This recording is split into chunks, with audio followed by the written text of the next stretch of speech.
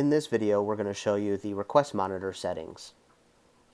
To access those, select the settings icon at the top right. It will ask you for your credentials.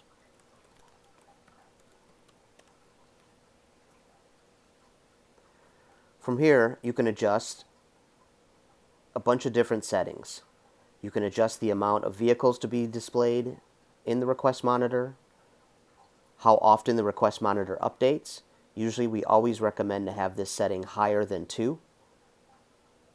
You can also change the indicator colors for your average wait time indicators or your request number indicators. You can change the location. You can also change the request status icon that shows up in the request monitor. So depending on whether the car is requested, retrieved, or delivered, you can adjust the color to show whatever color you would like. Same goes for the wait time box. There's also checkboxes where you can set the request monitor to print new fronts. So anytime a request comes in the request monitor, it will print a receipt that shows the request. You can also set it to print any kind of notes that were attached to that vehicle as well. And you can also set it to print any receipts for new mobile requests from a handheld device. On the next tab, we have filters. This is where you can come in and select certain parking areas that you want to be shown in the request monitor or certain locations. You can also set when the request will remove off the request monitor. We always recommend setting this to delivery and payment.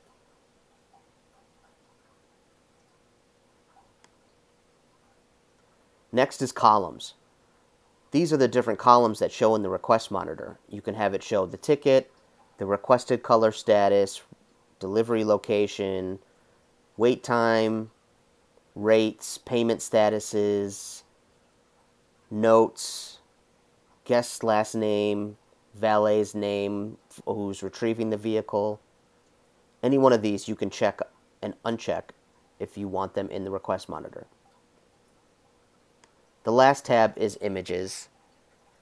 If you have a camera lane, when you double click on an image in the request monitor, it will always give you 2 images that were taken of the vehicle. Here is where you can select which particular images are displayed. Once you have made those settings changes, select the check mark. Sometimes if you notice that your changes do not take effect right away, close the request monitor and reopen it, and it will refresh with the settings you have set.